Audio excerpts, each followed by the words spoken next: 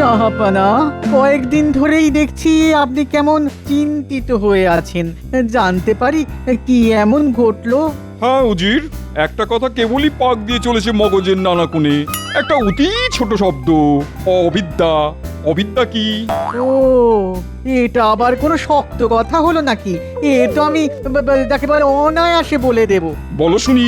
বিদ্যা নেই যার, ব্যাস, ব্যাস অতি সহজ। তার মানে তোমার মতে আমার মাথায় বুদ্ধি নেই?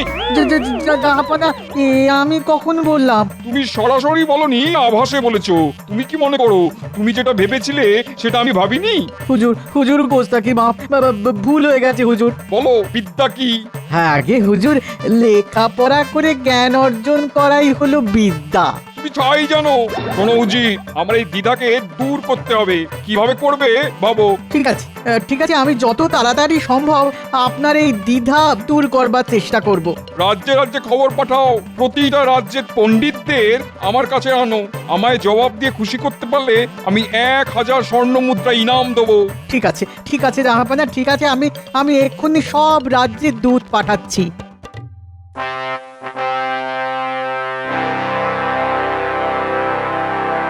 মহারাজ, নবাবের দূত এসেছেন। এই রে, আবার কি হলো? এই নবাবের দুধ এলেই না ভয়ে বুকটা কেমন ধড়ফড় করে। যাও যাও প্রহরী, ডেকে নিয়ে এসো নবাবের দুধকে। যথা আজ্ঞা মহারাজ।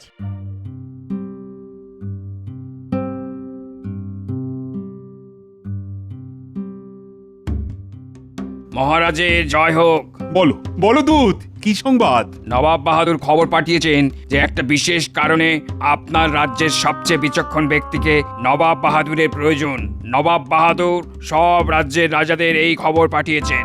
আচ্ছা, তার মানে সব রাজ্য থেকে বিচক্ষণ মানুষ নবাবের দরবারে যাচ্ছেন। করি বলতো গোপাল, মানে কাকে পাঠাই?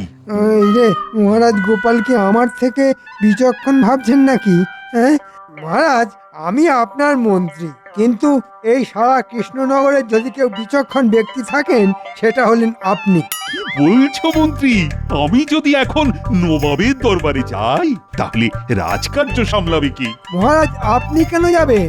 আপনার প্রতিনিধি হিসেবে আমি যাব। ঠিক আছে ঠিক আছে, তাই হবে। দূত, তুমি নবাব বাহাদুরকে জানিয়ে দাও কৃষ্ণনগর থেকে আমার মন্ত্রী কাল যাবে নবাব বাহাদুরের সাথে আলোচনায় বসবে বলে। ঠিক আছে মহারাজ। ব্যাস, মহারাজ নিজের পায়ে কুড়ুলটি মারলেন। কি আনন্দ! আহ, কি আনন্দ! শোন, খুব শিগগির আমি কৃষ্ণনগরের রাজা হচ্ছি, শুধু স্বাক্ষরটাই বাকি। আমি কাল মুর্শিদাবাদ গিয়ে নবাব বাহাদুরের স্বাক্ষর করিয়ে নিয়ে আসছি। আমি রাজা আর তোরা দুজন হবি আমার মন্ত্রী। আমরা মন্ত্রী? আপনি রাজা? এই তাহলে রাজা মশাই কি হবেন? খাজানজি টাকা পয়সার হিসেব রাখবে আর গোপালটাকে একবারে দূর করে দেবো। তাই রে, জিনিসপত্র বেঁধে ছেড়ে নি। হ্যাঁ, ওই ঠাকুর ঠাকুর করে নবাব বাহাদুর সই করে দিলে নিশ্চিন্ত।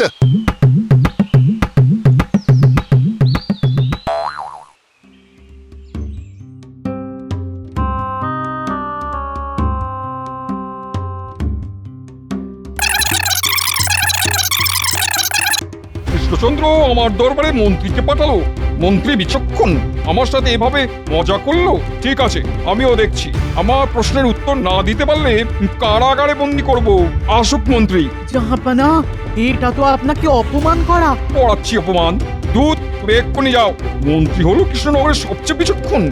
রাগে আমার গা টনটন করছে, মাথা ঝনঝন করছে, কান ভন ভন করছে। আপনি শান্ত থাকুন। কালকে মন্ত্রীকে শিক্ষা দিতে না পারলে আমার শরীর শান্ত হবে না।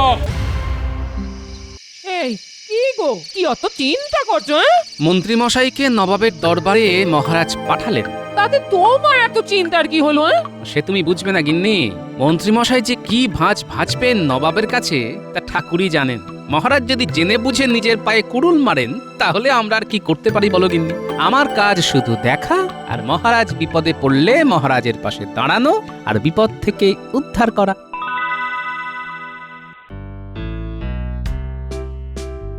না না গোপাল, এ কিন্তু তোমার ভারী অন্যায়। সবাই কি একভাবে একরকম থাকতে পারে? বোকা সরল একদিন না একদিন তো তাকে ঠিক মানুষ হতেই হবে। ঠিক কথা। তাহলে মন্ত্রীমশাই এখন মুর্শিদাবাদে মানুষ হতে গেছে। মানুষ হতে গেছে মন্ত্রী মশাই।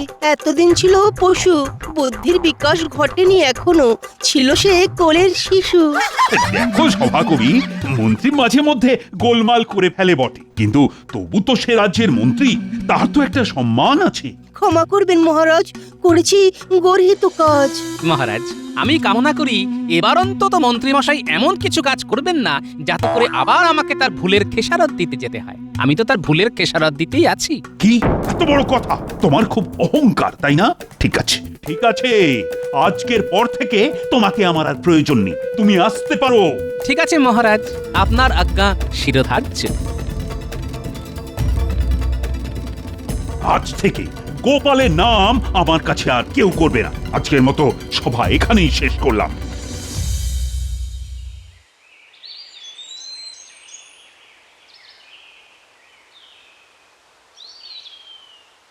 কি গো, বলি এই তো গেলে, আরে এত তাড়াতাড়ি চলে এলে যে, বড় শরীর খারাপ? হ্যাঁ না গিন্নি, আমার চাকরি গেছে, মহারাজ জবাব দিয়েছেন। হ্যাঁ, সে কি গো, এবার কি হবে? গিন্নি আমাকে বোকা শোকা মনে করে বোকা বানায় সবাই। আমি বোকা নই, আমি কৃষ্ণনগরকে ভালোবাসি। এই ভালোবাসাকে সবাই মূলধন করে করুক। মহারাজ আবার আমাকে ডাকলে আবার আমি যাব। ও বলি, দুঃখ পেও না গো, দুঃখ পেও না, দেখো সব ঠিক হয়ে যাবে সব। তুমি শান্ত হও দেখি, শান্ত হও, শান্ত হও। আমি শান্ত আছি গিন্নি, শুধু ভাবছি যে মন্ত্রীমশাই ওখানে গিয়ে কি করছেন। কারণ উনি নিজেকে খুব বিচক্ষণ মনে করেন, কিন্তু উনি এও জানেন উনি তা নন। দেখা যাক কি হয়।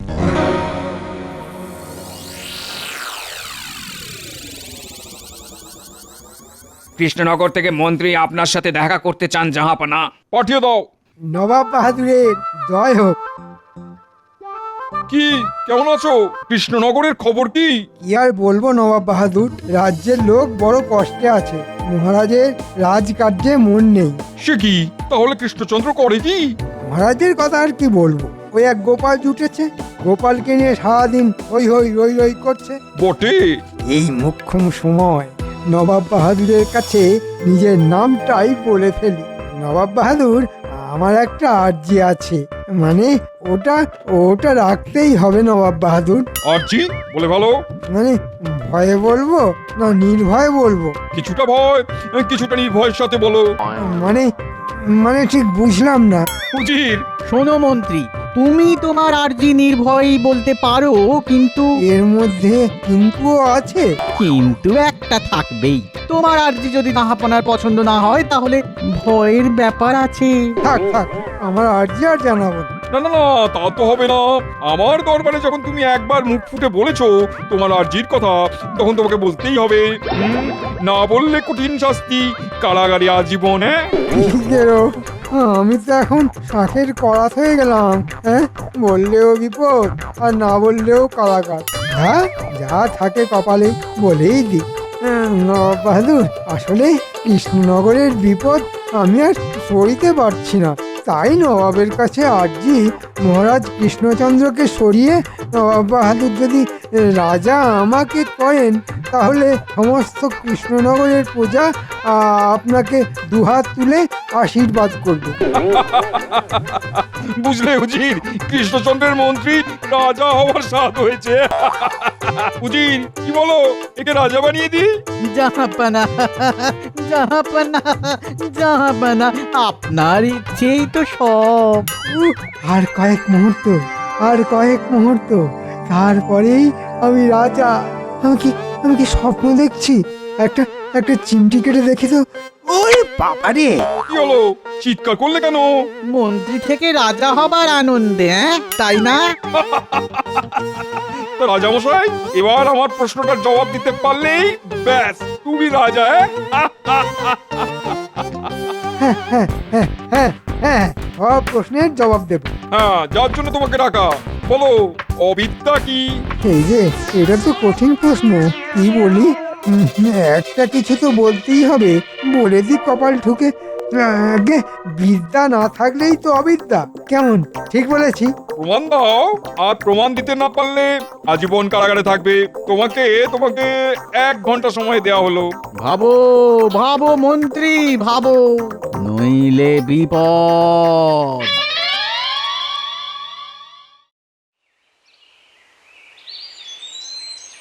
কি গো গোপাল দাদু, তোমার আজ ছুটি নাকি?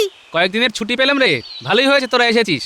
হাতে হাতে ঘরের চালটা একটু সারিয়ে নি। 3-4 দিনের মধ্যেই আমাকে আবার মুর্শিদাবাদে যেতে হবে। কেন? তুমি কেন যাবে? তোমাকে তো মহারাজ জবাব দিয়েছেন। দেখো, মান অপমান বাদ দাও। যখন দেশের প্রয়োজন পড়ে তখন মান অপমান মনে রাখতে নেই গিন্নি। দেশ আগে। রাজার উপর আমাদের রাগ থাকতেই পারে, রাজার উপর রাগ করে দেশের ক্ষতি করা মূর্খামি। বুঝলি বাবারা, দেশকে ভালোবাসতে হবে, তবেই দেশও তোদের ভালোবাসবে।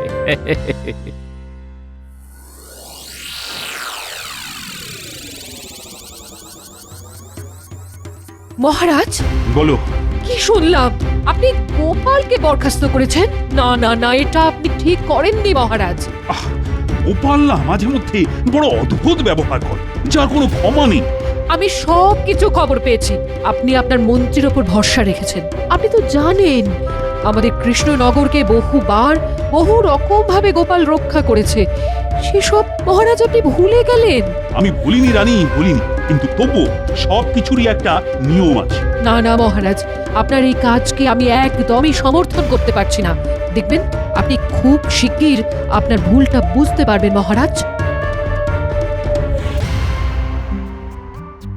কি মন্ত্রী, তোমার 1 ঘন্টা তো শেষ, এবার আমার প্রশ্নের উত্তর দাও।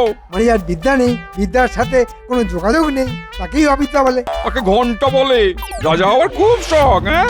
নিজের রাজার বিরুদ্ধে নালিশ। কৃষ্ণচন্দ্র তোমাকে আমার কাছে বিশ্বাস করে পাঠিয়েছে, আর তুমি তার সম্পর্কে আমার কাছে বদনাম করছো। বেঈমান!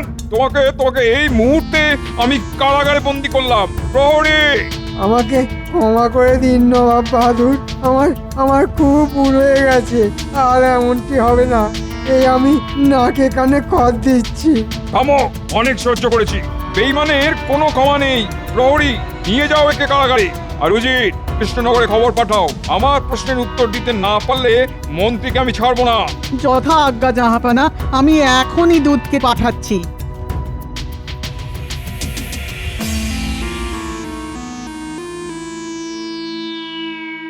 মহারাজের জয় হোক। বলো বলো, কি সংবাদ? মহারাজ, নবাব সাহেব আপনার মন্ত্রীর ওপরে খুব বিরক্ত। মন্ত্রীকে উনি কারাগারে বন্দি করেছেন। এখন আপনাকে নবাব বাহাদুর আদেশ দিয়েছেন যে আপনাকে অবিলম্বে মুর্শিদাবাদে যেতে হবে এবং মহারাজের প্রশ্নের উত্তর দিতে হবে। এই রে, আমায় পরীক্ষা দিতে যেতে হবে সেই মুর্শিদাবাদে? মরেছে। তা কি প্রশ্ন, সেটা কি নবাব বাহাদুর জানিয়েছেন? হ্যাঁ, অবিদ্যা কি উদাহরণ দিয়ে বোঝাতে হবে। ও পণ্ডিত, উত্তরটা জানা আছে? মানে অবিদ্যা কি? অবিদ্যা তো মূর্খতা, কিন্তু এর উদাহরণ চট করে কি দেবো সেটা তো বলতে পারছি না। সেরেছে, তাহলে উপায়? মহারাজ, কি বলিব আজ? ছোট মুখে বড় কথা। আমাদের গোপাল আমাদের কপাল, চলুন মোছাই তার ব্যথা। দূত, তুমি আজ বিশ্রাম নাও, কাল আমি তোমাকে জানাবো আমরা কবে যাব। প্রহরী, নবাবের দূতকে বিশ্রামাগারে নিয়ে যাও। যথা আজ্ঞা মহারাজ। এবার এবার কি করে গোপালকে আমি খবর দেব? অভয় দিন তো বলি, আমি গোপালের কাছে চলি। ঠিক আছে, তবে তুমি যাও, কিন্তু গোপাল যদি রাজি না হয়? মহারাজ, আমি এবার কাব্য ছেড়ে বলি, গোপালকে আমরা কেউই সেভাবে চিনতে পারিনি মহারাজ।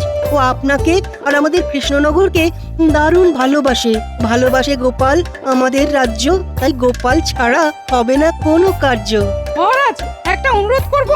করো করো। গোপাল খুব অভিমানী, যদি আমাদের সাথে আপনি যান তাহলে ভালো হয়। হ্যাঁ, বিষয়টা যে আমি ভাবিনি তা নয়, আমিও ভেবেছিলাম। চলো আমরা তাহলে সবাই যাই। জয় মহারাজ কৃষ্ণচন্দ্রের জয়।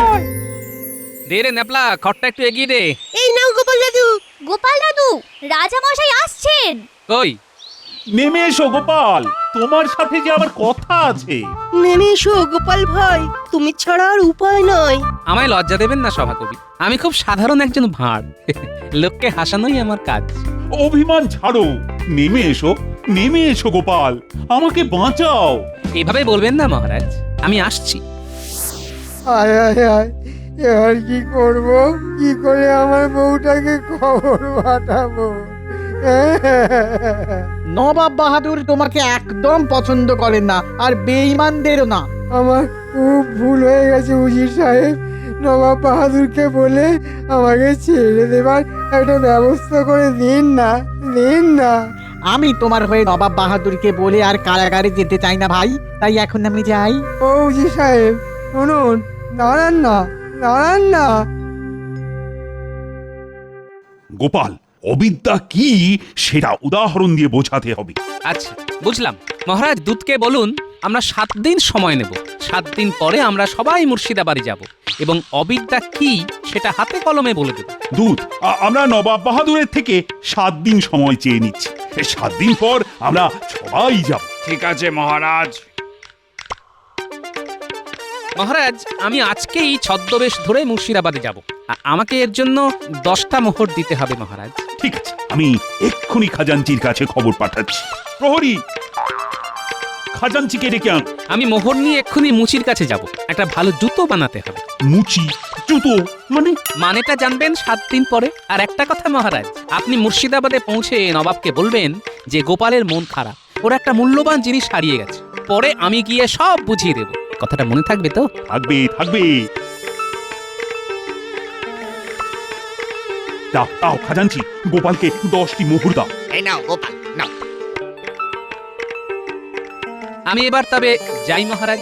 যাই বলতে নেই গোপাল, বলো আসি। আসি মহারাজ।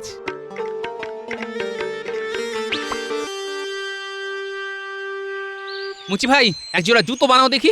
বিঘত খানেক লম্বা, বিঘত খানেক চড়া, আর তার মধ্যে পাথর আটকানো। মহারাজের লাগবে কাল। এই নাও 2 মোহর অগ্রিম। কাল সকালে এই জুতোটা যেন পাই। হ্যাঁ হ্যাঁ, হয়ে যাবে গোপাল দাদা।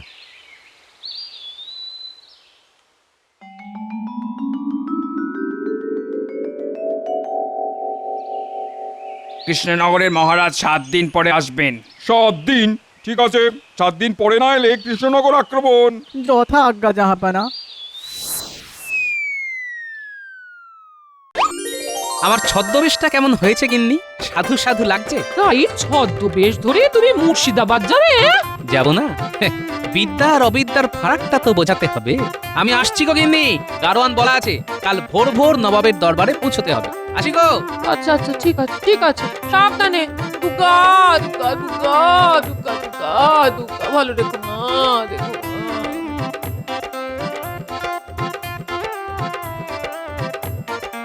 এই জুতোটা প্রাসাদের এই দরজার সামনে ফেলে দিই, তারপর মজা দেখি।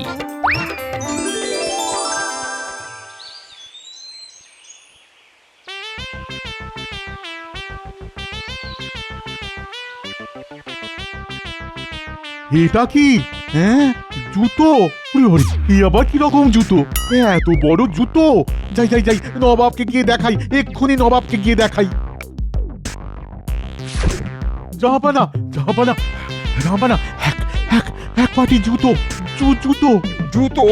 এত বড় কোথা থেকে পেলে? প্রাসাদের দরজার সামনে।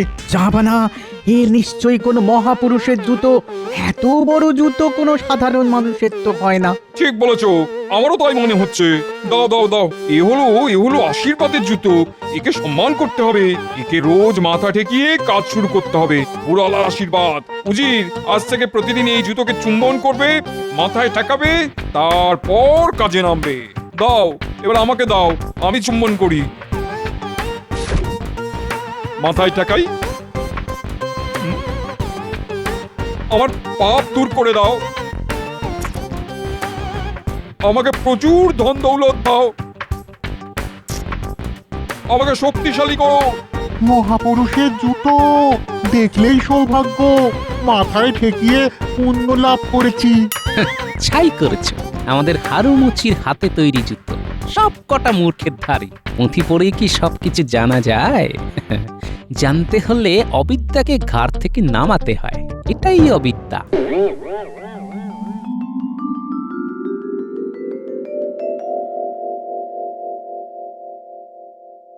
গোপাল কোথায় কৃষ্ণচন্দ্র?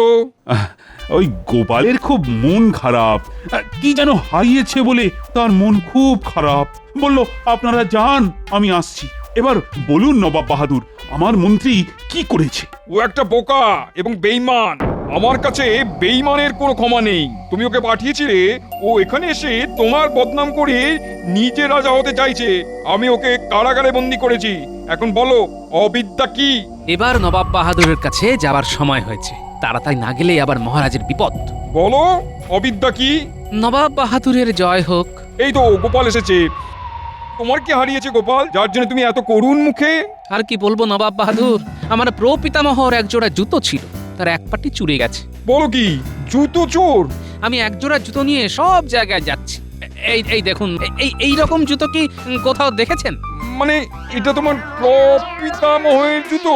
উচিত তুমি বললে ওটা কোনো মহাপুরুষের জুতো। ছি ছি ছি ছি ছি ছি। আমি এই জুতোটাকে মাথায় ঠেকিয়েছি, চুম্বন করেছি। ইস, তওবা তওবা। নবাব বাহাদুর, এটাই হলো অবিদ্যা। কোনো কিছু বিচার না করে গড্ডালিকায় গা ভাসানোকেই বলে অবিদ্যা। তুমি তুমি তুমি সবার সেরা গোপাল, কৃষ্ণনগরের অহংকার। বলো বলো বলো, তুমি আমার কাছে কি উপহার চাও? আপনার করুণা থেকে আমাদের নদিয়া জেলায় যেন বঞ্চিত না হয়, আর মন্ত্রীমশাইকে। না গোপাল না, যে পেছন থেকে ছুরি মারে তাকে ক্ষমা করব না। ওকে শাস্তি পেতেই হবে। মেয়াদ শেষ হলে ফিরে আসুক, কাজে নেব, কিন্তু অপরাধীকে তার অপরাধের শাস্তি পেতেই হবে।